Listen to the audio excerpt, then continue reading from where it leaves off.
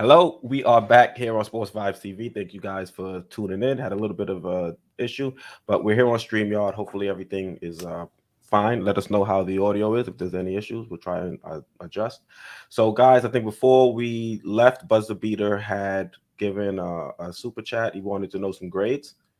Yes. I know you guys rattled off your grades. I guess me for Jalen Brunson, I probably do a B plus. RJ Barrett, I do C minus or almost maybe a D because I need to see more from him, especially the way he's been shooting poorly and defensively. I think there's been a lot of issues as well. So him not being able to score and also being beat defensively, I think is a major issue, a major concern. So I would give him right now as a C, C minus, borderline D. Who else is in that starting lineup? Evan Fournier. Evan Fournier, he's should be benched. So I'm going to give him a D. Who else do we have in that starting? Mitch. I'll give a B. I think he's been solid on the offensive rebounding glass, but I do think that there are some improvements he could make. Like I said, setting better screens and things like that. So I'll give him a B. I said Brunson already. I said RJ. I said the whole start. Oh, Randall. I'll give Randall a C plus. I feel like he's been decent in the first couple of games, and we might see some regression maybe to the Randall of old. But I need to see a little bit more before I can go and give him anything lower than the C plus. Um, who else? Quick, I'll give a B plus. I think he started off slow, but he's definitely turned himself around and started to find himself with that second unit. Obi, I'll give a B plus as well. You see what he's been able to shoot. He's shooting over 50% from the field, I believe, and 50% from the 3-point line. So he definitely needs more minutes. Hey, shit, I could probably give him an A with the way he's been playing. So I'll Cool. bump that up. Give my guy Obi an A because he needs more playing time. Who Got else to is box out a little better though. Definitely has to box out a little bit better, but I mean, there's something that every player can do a little bit better. But main things we asked him to do, he's checking off all the boxes, knocking down his shots, and things like that. So for him, I'll give him an A. And then Cam's been somewhat disappointing. I'll give Cam a C plus. Everybody's saying Quickley should start. I want Cam to start, but it's hard for me to come on here and say Cam should start when he really hasn't done anything exceptional. I mean, given the time he's been, out there on the court, he's done some good things, but he's also done a bunch of boneheaded things. You look at that game against the Bucks. I think one of his first shots was just a terrible look. I don't know why he's so in love with this little stutter step back, deep mid range too. I'm like, come on, bro. It's one of the worst shots in the in today's NBA. You gotta have a better shot selection. And I know the last time we were on your channel, George, you mentioned that he had a pretty solid, shooting percentage and things like that. But you look at the shots he's taking, and it's just like, come on, bro. That's not gonna get you where we want you to be, and that's in the starting lineup. So he's definitely got to be better. And then I'll give Ihart a B. I think Ihart has been, solid as a backup center. Defensively, he's a bit of a drop off from Mitch, but he's still able to, protect the paint and give you some resistance in the paint. So, and he also has been able to show some versatility with his scoring at that center position. You see, he's been able to knock down some floaters, been able to knock down some jump shots. So him being so versatile offensively and, the passing, I'd give him a solid grade to start the season. Yeah, that sounds tight. I've been impressed with Ihart's floater. Nice touch on it. I mean, the only shot I think he made in the last game were floaters. Yeah. All right, so we talked about Mitch. Let's talk about the game. Sorry, we got a little bit off track, so let's just dive right into this Cavs game. So this is going to be I won't say it's a revenge game, but this is the first matchup with Donovan Mitchell and the Cavs after the trade fell through. So if the Knicks are going to win this game, what are some of the keys to victory in order for us to secure this W? George, I'll start with you. Well, I think number one, we have to hit 3-point shots. We're going up against the number one 3-point shooting team in the NBA. And if we're not going to at least, hit at least 36%, we're going to be blown off the court. Luckily though, we're still, I think we're number 2 in opponents' field goal percentage behind the Bucks. Bucks are first at 47.8. We're at 48.3%. So that's really, really good. But the Cavs are good too. They're 9th overall, 51.3. Defensively, they're a very difficult team to score against. I believe that they've allowed the fewest points. Is that right, Foxy? They are So. 6. No, I apologize. They are they in points. They are They're number 2. They're number 2 in second net in rating. points. Second in points, 105.2 in points allowed. Points allowed, correct? Yeah. So and they're number 2 in net rating, but we're number 5 in net rating. So it's going to be an interesting contest. If we don't hit the 3, we're done. We're done. We have to hit a plausible amount to be able to contend. But one thing I found interesting was they're only averaging 4 block shots per game, which is pretty low for a Twin Towers type team. So it's going to be interesting. I know we keep thinking, oh, how are we going to deal with Jared and Mobley? I'm kind of wondering how they're going to deal with Mitch and like if Randall, has a nice little bounce back game and RJ drives to the hoop. These guys, they could start getting into some foul trouble.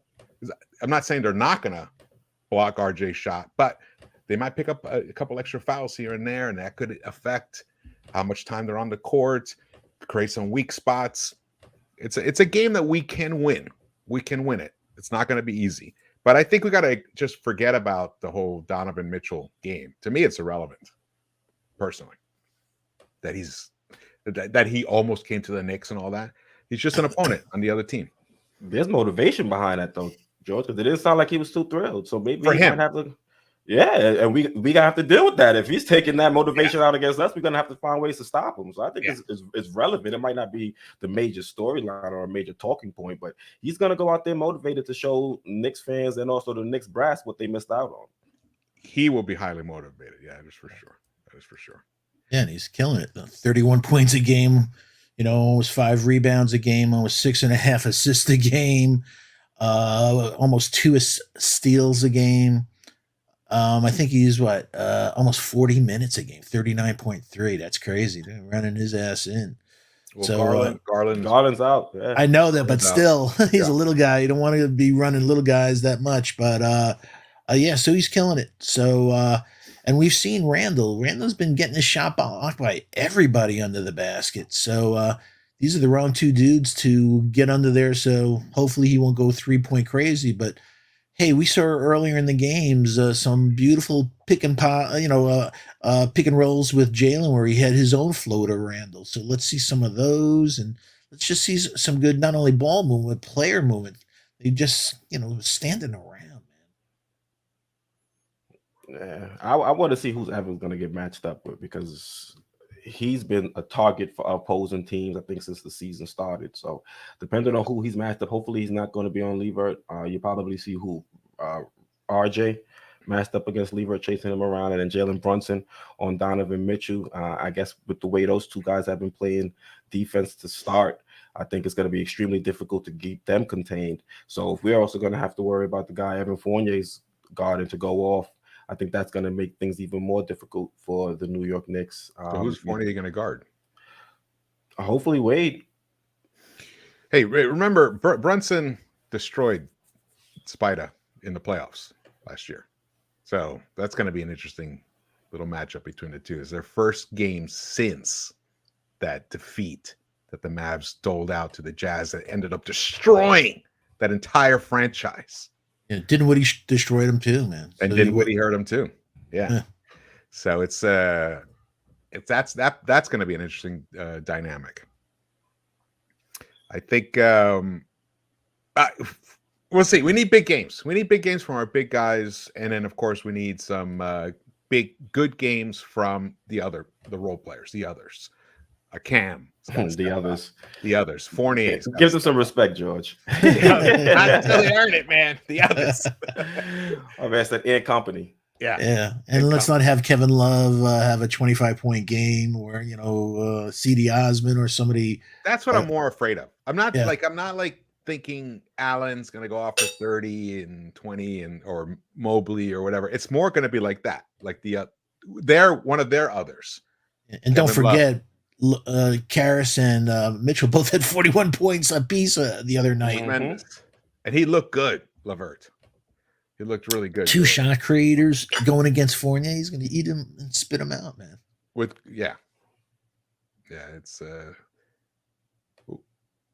I mean, we'll be able to go after Leifert as well because Leifert isn't all that great defensively. So I think he's a definite matchup. Whoever's he's going to be matched up against should be somebody that should go off. If that's Fournier, if that's RJ, I think that's definitely a weak point out there on the perimeter. Even though Donovan Mitchell isn't the greatest defender on the perimeter either, but I think Leifert is definitely somebody we should try to attack, especially at the perimeter.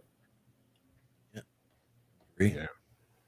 All right, go ahead. Is it Leifert or Levert? I've called him Leifert. Oh, okay. But it's probably Levert. I get names. I always call him Levert, but I wasn't never sure.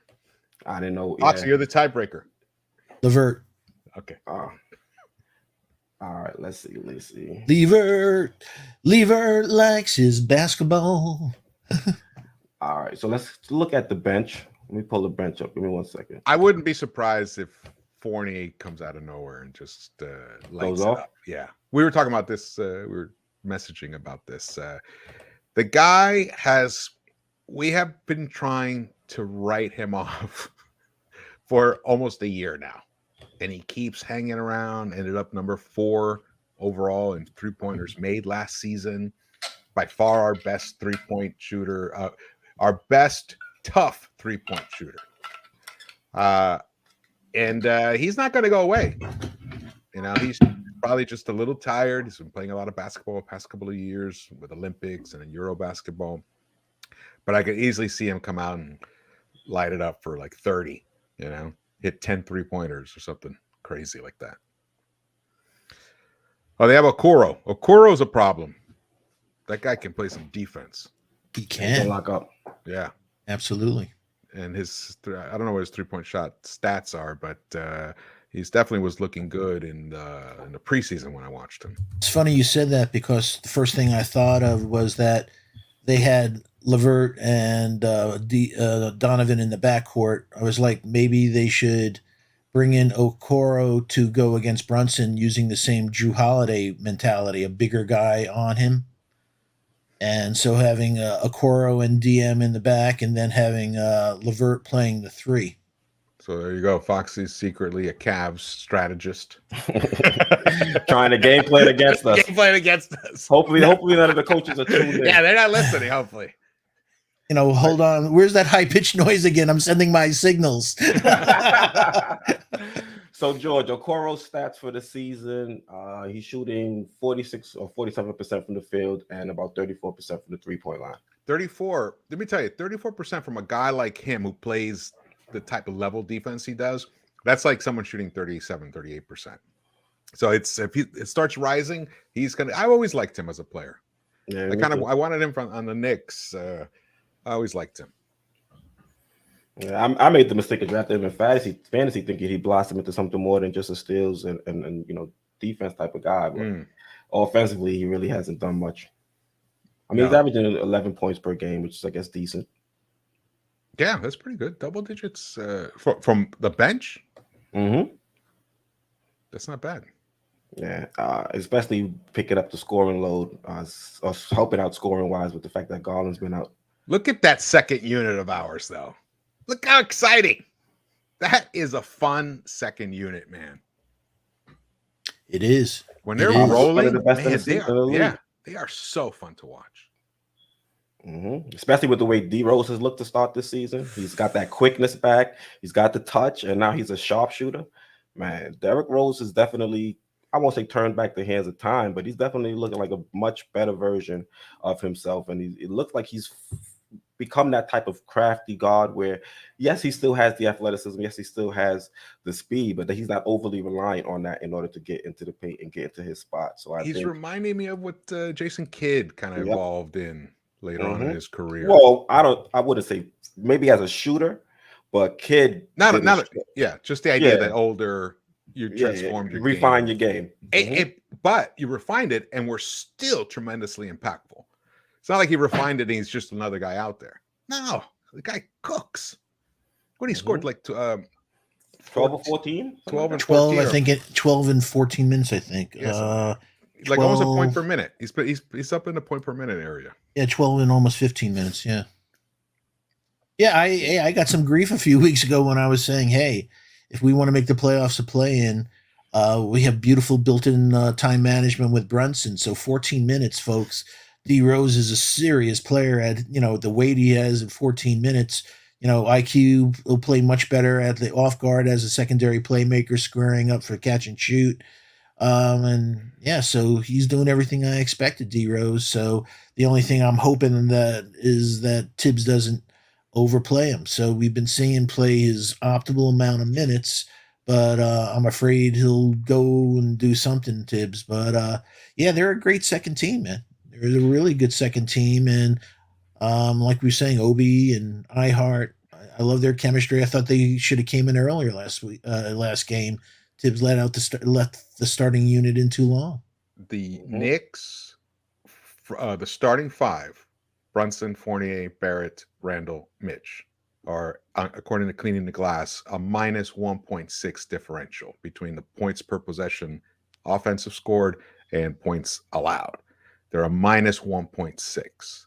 However, the bench. Now, that was 161 possessions. The bench is 90 possessions, so about 70 possessions less. It's a decent amount less, but still 90 is a pretty good amount in 6 games. Five games. We're a plus 12.1. So on average, when the starters leave the court, we're down about 1.5 points. When the starters come back, we're up. Then at that point, 10.5, 10 points. That's how much the second unit gives us a bump on average. That's huge. I don't think there aren't that many other starting bench units like that around. Oh, we're deep, man. Yeah. And we don't even have Grimes back. Yeah, imagine when we get Grimes, and that's going to be a big question mark for what we're going to do with Fournier, because Cam, he hasn't been great offensively. Is it though? Art. Is it though? Is it a question mark? What we should do with Fournier? To everybody but Tibbs. Yeah, everybody but Tibbs.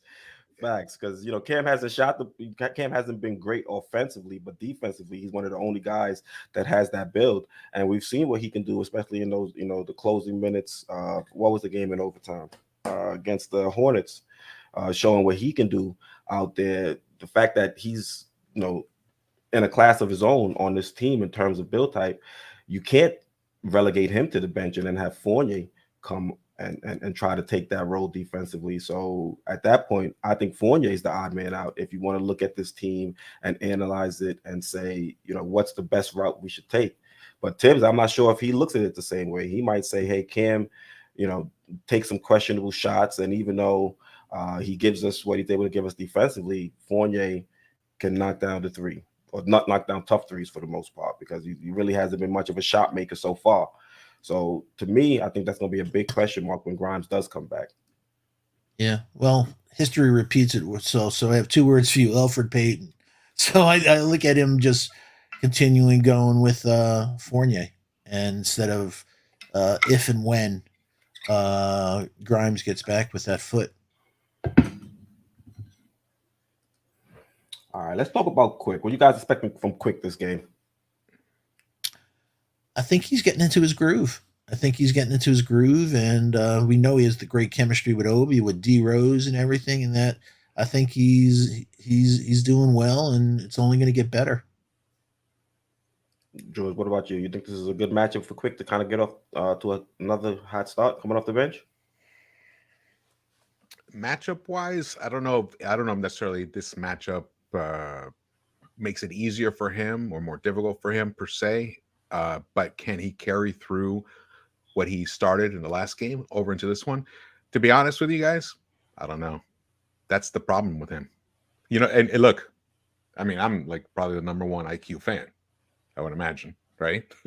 George is claiming all the players. First, Mitch is his favorite player, and I love Mitch is my favorite person. My favorite person. You know what I mean? Like player on the team.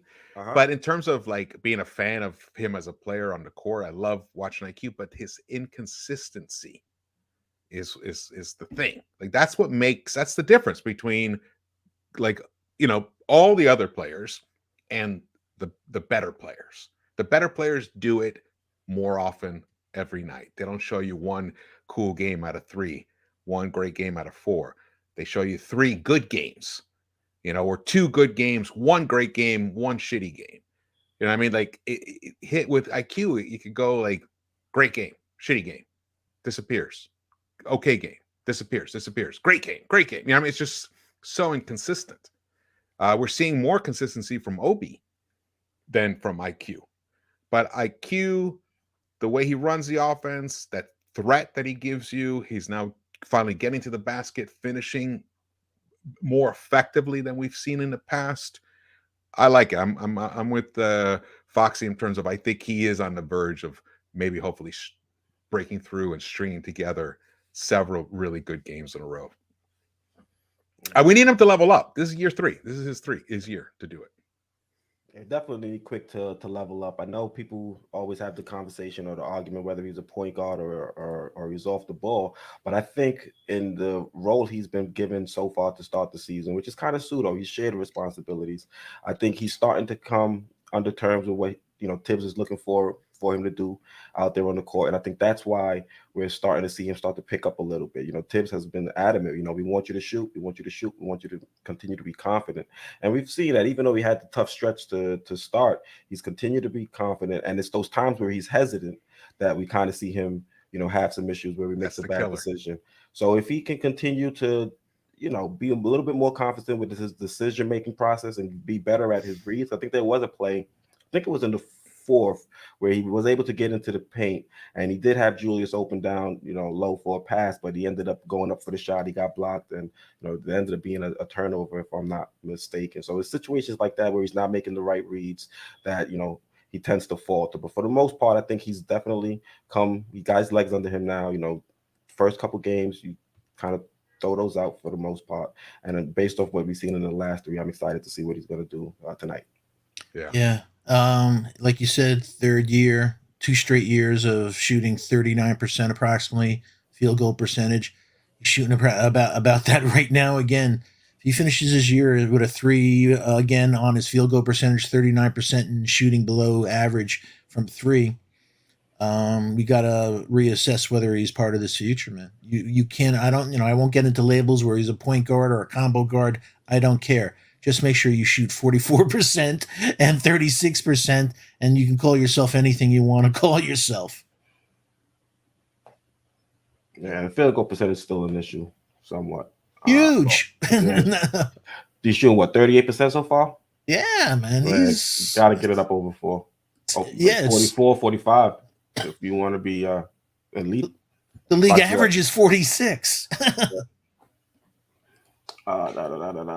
Let's see. And his foul shooting seems to be, that was always a nothing, and it's like, 1 out of 2. What's going on? George, you can't use league average though to compare for Quick, because you're bringing in a whole bunch of bigs. Compare what's the league average for guards? League average, not 46 for free throw for 3-point shooting. You're talking about? No, just field goals. Field goals overall, the league average. If you take away the big men who was shooting 60, 70%. If you look at just guards, I'm pretty sure that league average is closer to like 42, 43. For just guards, I have to pull that up. But right now, look, he's at 38.1%, which is brutal. 31.8% from the 3. Unacceptable. And then he's shooting 66.7%. So his shooting numbers are not good. But when you look at his the impact that he makes when he's on the court and off the court, when he's on the court, the team is a plus 10.2 against bad teams. Well, this also includes Memphis and Milwaukee. He was, Foxy. That was against Milwaukee. He's the one who was there spearheading that little comeback that we made. Now in that game he was also shooting well. He shot well in that game. 50% from 3. Yeah. A lot of 40. It is what he's doing on the defensive end. When he's on the court, we are holding teams to 103.5 per 100 possessions. That's a 92 percentile. So it's funny. We're talking about. Can you imagine if he gets his shooting up there? He could really become a tremendously lethal player. But the consistency, that's what we need from him. So it's frustrating. It's frustrating to see all this. You wonder, like, okay, you know what? If he had a more defined role, would he be able to own that? Would he be more consistent, more productive overall? It's just a lot of these issues with the Tom Thibodeau type lineups. Yeah, I think Tibbs is going to have to, if behind the scenes they say Grimes is going to be out a while, I think they better experiment with IQ at the 2 instead of Evan. I love that IQ. It gives you two really good ball handlers that don't normally cough up the ball much overall. You pick somebody up 94 feet on defense. Yeah, those long arms that IQ has helps compensate for Brunson's short arms. He actually has short arms, but he's so stocky, so strong he's able to find space for him offensively. Yeah, I'd love that. I would love that. I mean, the other option we've talked about is Cam comes in at the 3. RJ slides down to his normal position, which is as a 2. Which is ideal. Yep. But the thing is, Cam can't shoot. we need right now, RJ struggling from the 3. And Cam has shown some flashes here and there, but he's generally struggling as well. And when we have IQ struggling as well. And so that's why Fournier is going to keep getting a look.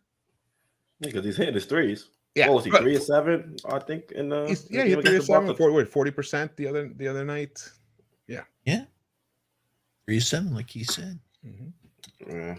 But I mean, I agree with you. I think Quick, if he can continue to get better, knocking down his shots, he should be inserted into the starting lineup. I think I said it when we were on the other stream, because Cam just really hasn't done enough to warrant elevating him into the starting lineup. At least with Quick, you're seeing, the team play better regardless of which unit he's in, or there's be him overlapping with the starters or him playing with the second unit. So I think that type of energy that he's bringing out there on the court is better, is something that the starting unit can definitely use. So I can understand why people would want Quick to be elevated into the starting lineup. Cam averages more turnovers than he does assists. That's not a good ratio, man. It's not an easy thing to do. Well, it is when you're not difficult for it's not difficult for Cam, honestly. Cam can do it. Yeah. It's not a shot I don't like. Right? Yeah. So we got resurveyed 100 people. Thank you for the starting lineup. It says New York Knicks starting 5, Jalen Brunson, Evan Fournier, RJ Barrett, Julius Randle, and Mitchell Robinson. And they also followed up with the Cavs starting lineup. We got Donovan Mitchell, Karras. I still want to say Levert, but Levert, and then Dean Levert. Wade, Evan Mobley. I still got it wrong? Yeah, Levert. I'm never going to like Levertical. Right. Or Levert. like the OJs. I predict that if Fournier doesn't wake up and start hitting his buckets within the next how many games we're doing, whatever, by the end of that Boston game, I guess that's a week from now. Mm-hmm. That now we should really start, all of us, like, start banging the sounding the alarms. Pull them from the starting unit. We've already been saying that, but we're like, okay, Thibs, give you some time. I see the rationale. We just made the argument why Fournier is going to keep getting the look, because no one else is hitting their shots. So, yes, defensively you get something else from it, but what we definitely need is some offense in that first unit, some outside shooting. So Fournier is our best chance. So this is the chance, though. So we have tonight, and I believe there's 3 more games. So 4 games. Let's see. This is the time. We can't wait any longer, guys. We're 25th in the league, folks, from 3 at 33%. Yeah. Versus 13th last year. And look, and a lot of the blame goes on RJ as well. Hell yeah. We know RJ's not, but RJ's doing other things that are productive on that floor that Fournier is not. I mean, I read you guys the numbers. RJ is still by far our best player in terms of plus minus differential. So it's on the starting unit. Obi's number 2 overall. So even with all his struggles, even with everyone saying, his defense has been trash and all that stuff. RJ's also the starter that gets the most overlap with the second unit too, though. And that too. Good point. That too. But you can't discount that, because he's a part of that. In fact, that second unit looks even better when he's out there. I love when it's they go small. There's no iHeart, and RJ is RJ comes out. I guess RJ's he's the small in that lineup because Obi's the center. Cam would be the power forward. We've seen a little bit of that. They threw a lineup out there without iHeart. We saw it briefly. Let me see if I can pull it up here. Yeah, we've seen it. Maybe it was in the preseason, actually, now that I think about it. Yeah. I was about to say, I got to stop hanging out with my friends Jack Daniels and Johnny Walker when I watch games because I don't remember much. Yeah, they don't help for the memory. Yeah, but they make you smile a hell of a lot. Somebody said Obi shooting 31% from three. Nah, he's shooting 53.3. Yeah, something like that, yeah. I mean, when RJ and Cam are on the court together, overall they're a plus 30.5, 100 percentile. But we won't see much of that because Quick is the first one off the bench, and whoever's the first one off the bench is the one that's going to be getting overlapping minutes with RJ. Mm-hmm. We got to stop this hack and whack, man. We're 27th in the league in personal fouls, giving them 3 points, man. And we're already 22nd in foul shooting. We were 26 last year. I wanted us to go the other direction with at least in the teens. East Blue Drew wrote, Evan making buckets don't matter if someone scores 20 on him. That's a great argument. The thing is, what Evan does when he makes buckets, he makes life so much easier for the entire offense. So the other players start playing better themselves.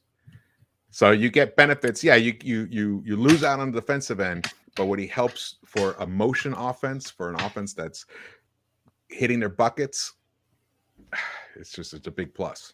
Yeah, but East Blue Drew, EBD, hope all is well.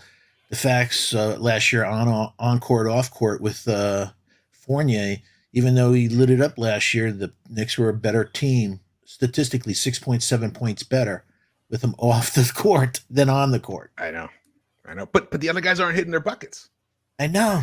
We're missing Burks. Yeah. Mm-hmm. What? Grimes. We're missing Burks was Grimes. over a 40% 3-point shooter, man. For the I'm not talking about point guard Burks. I'm talking about a properly used Burks. For shit.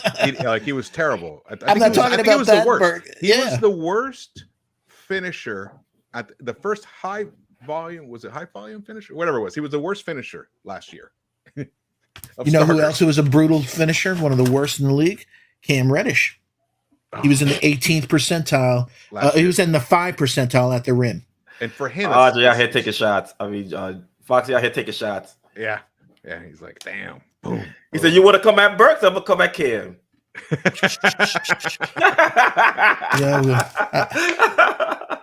That's right. You leave my Burks Foxy alone. holding it down for the Burks side. Hey, you got to stick up for the elder statesman in the round. I hear you. Shout out to Burks. He did give us some valuable minutes at times, especially during that big season when we were the 4th seed. Yeah, he was dynamite. If he's used properly. Thanks. So before we end off, let's talk about Obi for a little bit. I don't think we got into Obi much. What are you guys expecting from Obi tonight? Do you think this might be another game where Randall may struggle and we could see an opportunity for Tibbs to actually give Obi more than 20 minutes per game? I don't think he's a clip 20 minutes per game the whole season. Nah, he won't do it, Tibbs, the son of a bitch. What did he do? 16 minutes the other night at Obi? 17, I think. No, he did hit 20. He had 20 against the Pistons. He had 21. Yeah. That was his high. Yeah, but 16:46 he played the other night. Yeah, it was a crime. Like we said, he was looking so smooth, effortless on his jumper. He looks confident. There was a confidence that you want to see. It's like, let this kid roll, man. Tibbs won't do it. He'll play Randall another 31 and change. I ran off 32 minutes.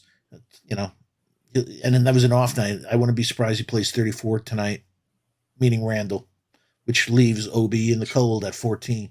Mm-hmm. George, what about you? You see a situation where Obi can actually get some legitimate play time? Well, it's funny. We were just saying we need our guys to hit shots. Well, the one guy who's hitting shots, Obi Toppin, he's connecting on 53.3% from the 3-point line.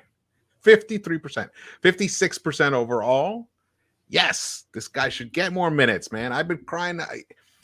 I mean, I'm the one who came out and said, Obi is, if he was a starting power forward on any team, he's a 20-point a night guy. That's my opinion on him. He should definitely play more minutes. It was definitely a mistake to take him out in the last game, but again, give Thibs a pass in terms of the experimentation. Let's see. I think today, if Obi is playing the same way he was playing the last game, it's going to be much more difficult for Thibs to take him out. No, man. This doesn't mean he won't. Favoritism is Tibbs' middle name. Yep. Doesn't mean he won't, but it will be a lot more difficult. Yeah, I'm just hoping Obi can get some play time because we have to see what he can be. I don't think Julius Randle is the long-term piece. I think he played well first couple games, but it doesn't change, my viewpoint long-term for Julius Randle. We should be rehabbing his image, and then at some point, closer to the trade deadline, freeing up some space for Obi to get some minutes. And everything Obi has shown us off the bench shows that he should be able to handle a larger workload. I know, Foxy, you mentioned he's got to get better as a rebounder, and that is something that he has to work on, but we've seen him work on the shooting, and so far it's been good. So if he can just get some minutes, get some play time to work on some of the things that you've mentioned, I think this team can definitely be just as competitive if you were to swap Obi with Julius Randle. I think the biggest issue with that swap is, it'll be hard to find another body to replace Obi once he's elevated to the starting lineup. I think we don't really have anybody to come off the bench for Obi if we do move off of a Julius Randle. I think that might be the biggest. You mean like a Terry roadblock. Eason? Hey, watch what you say about my boy Terry. Hey, it's not Obi's fault. It's a Knicks fault. They're 30th. They're last in the league. And we've watched it every game. Like, Jesus, they're getting offensive rebound after offensive rebound after offensive rebound. We can't get damn rebounds and make stops. So we're 30th in the league on defense, allowing teams getting offensive rebounds.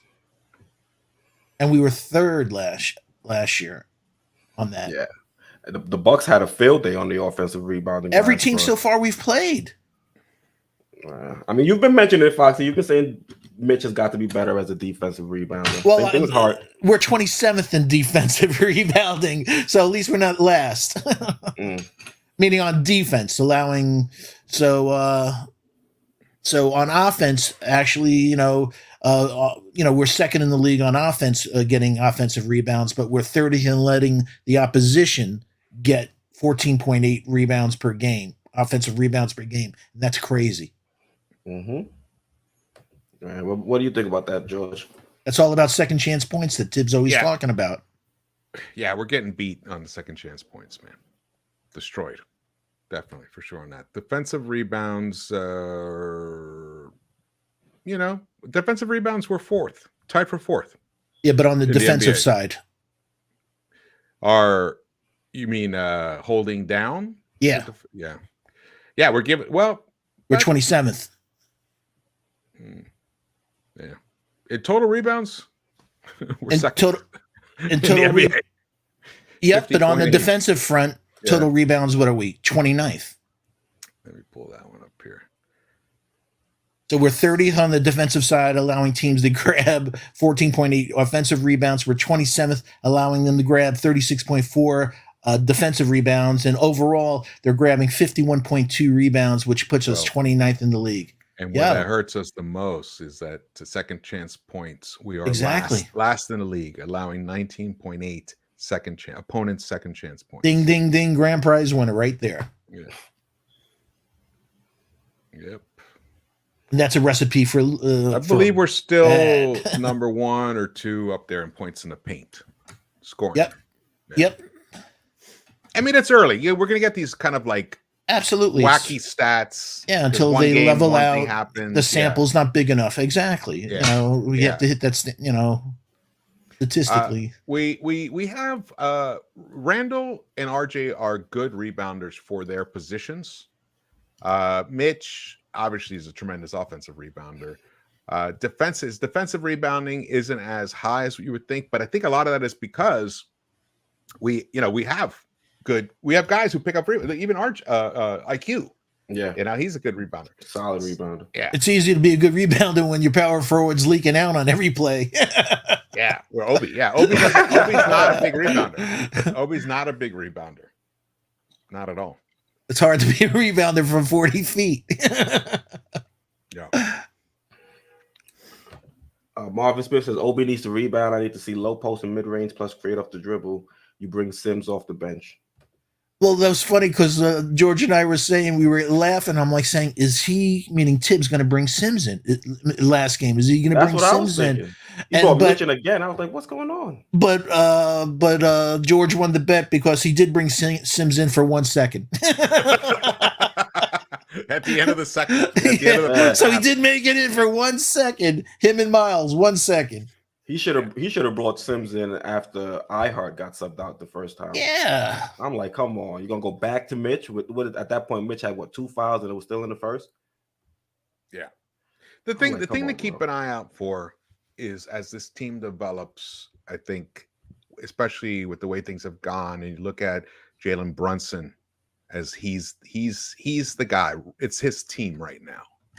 But when you have a night like we had on Friday where he struggles, how can that first unit still win the day? That's where RJ has to take over. Exactly. RJ, and he did in that third quarter, which is why we made that run. One thing we haven't talked about is the reason the game wasn't a blowout is because RJ in that second unit, or I think we're getting some spam. RJ in that second unit. So I like that, but I want to see RJ come out like that from the first get-go. Don't put so much pressure on Brunson's shoulders that if unless he goes, the team won't go. Like, that's going to be difficult. We have to be more than that to be a team that can win at least more than games than it loses. We have to find other guys who can take over a game for a stretch while our main guy is trying to find his footing. So it does need to be guys like RJ. Randall has tried. He's tried. Unfortunately, sometimes it just he hasn't been that consistent. Hasn't worked out. No. I'm still thinking about a 4-on-1 with Randall giving up the ball to a big man. I thought you learned that in junior high school. You never give up the ball to the big man. You know what it was? I watched that play. I didn't rewatch it. I watched it as it was happening, and I saw the moment where he decided he was going to go up himself. And then I know. He saw the defense close on him, and then too late. The only person open was the big man. Oh no, it was RJ. Oh, it was the big man. Then it went to RJ. Whatever it was, the gap, the vision got closed off. He couldn't see the guy. I think it was RJ because RJ did a turnaround and he just kind of threw it up. Well, she should have made that shot anyway. RJ should have made that shot, but it was just a badly executed 4-on-1. Yeah, and you think you run that play about 500 times in practice, man. That's because he should have given it up. If he had given it up earlier, it would have come back to him. Exactly. It would have come back to him. Because he would have created spacing if he gave it up early. Exactly. And that's the kind of stuff, those little things like that come back to haunt you later on because they stick in your head. The next time you're out on the break, okay, what's the decision now? It's like, dude, just do the same thing every time. You're out on the break, hit the guy on the wing, you're going to get the ball back. If you're in the middle, you stay in the middle. If you're out on the wing, stay on the wing. Don't cross paths. It's just, fast breaks are pretty basic. That's why that second unit is so much fun to watch because they know how to run a fast break. Beautifully. Mm-hmm. Yep. Sometimes they make shit out of nothing. Yeah. But also so fun about that. But like you said, it was like the game before that. RJ got the ball. It was like one step in front, past the half court line. Obi was already putting his hand up to RJ saying, "Give it to me, man." And RJ took the right angle to give it to him. Yeah. Beautiful. All right, we're getting there. I think the game we're in. The game's about to start. Just want to get this comment before we wrap up. It says Tom Tibbs always preaches to the players to let the games tell you what to do, but Tibbs doesn't practice what he preaches. Word. He doesn't make the proper adjustments when the game is telling him to. That's facts. That just preaches. Facts. That just screams what JD has been saying. JD from JD Sports Talk, co-host over on Knicks Fan TV. He's a template coach. It doesn't matter what the game dictates. He's going to go with what he thinks is the best way to go heading into the game, not making any in-game adjustments. So regimented. Mm-hmm. All right, fellas. Thank you guys for tuning in. Well, thank you, chat, for tuning in, but thank you guys for staying with the live stream. Really appreciate you guys hanging in there, even though we had the technical difficulties. So thank you guys once again. Appreciate that. Also, chat, thank you guys for coming over to the new live stream. We got 81 in chat, so that's a strong showing, seeing that we had to be interrupted mid-stream. So thank you guys for all the support. We really appreciate it. Make sure you guys are smashing that like button on the way out. Foxy, George, anything you guys want to say before we wrap up? Just love you to the Knicks fandom, SV Nation, and to the Knicks Verse fam. Thanks for all your support. We'll be back next Sunday at their normal time, 6:15. So where's the place to be? Sports Vibes TV. Thank you for subscribing to both of our, the channels, and hitting that like and turning on that reminder bell. And we love chopping it up with you with the replay gang. So thank you so much. And also, as I always like to say, shout out to the truckers who love listening to both of our shows as they're going across the country, to all our vets and all our first responders. God bless you guys and gals. So Spida is got the Fournier assignment, and Levert is on Brunson. And RJ just missed the corner three. All right. And that's the play-by-play portion of the live stream. As Led Zeppelin says, the song remains the same. Yeah. So let's see. Oh my God. What happened now, George? Fast break with Julius, baby. Fast break with Julius. All right. Yeah. Make a miss. For watching. Thanks you guys for watching. It was a fun show. It was actually a good show. That we talked about a lot of good stuff. So even though it was little audio issues. Yeah. Thank you, Keith, Fox, for having me on. Always a pleasure. Always a pleasure. Love you, fam. Down here with my guys. And let's go next. Let's try and pull this game out. We're down 5-0 now. Guess who's on the floor? Guess who's on the floor writhing in pain already? Rich. Yep. He has an issue with his right hand. Keep an eye on that. Yeah, he was doing that the other day. I saw. From game one till last game. It or something. You think he hit the rim or something? Either that or it was a block. Well, game one he was waving it off. Don't tell me it's something brutal, George. No, he got up. He got up. Because I was going to say we got to start an over/under with him and Ihart. How many times they're on the floor a game? Yeah, they both. Yeah, I don't like big men on the floor so much. Nah, man, I don't like anybody on the floor. So, I mean, I don't mind if you have guards diving at the ball. And stuff you got to do it, baby. Nice. But Mitch is kind of awkward. With Randall just did a little step through on Jared Allen. Little fake, and he went under, stepped through. Yeah. All right, can't wait to catch it. All right, thank you guys for tuning in. You guys are wonderful. Spider just brick the three. Let's go. We got a chance, guys. All right. Till next time. Thank you guys for tuning in. We appreciate it. See you next Sunday. Excited. We got to go watch the game. I'll be doing a recap. Later. Yeah, and I'll be doing a bowl. You just scored. Oh man. All right, guys. All right, guys.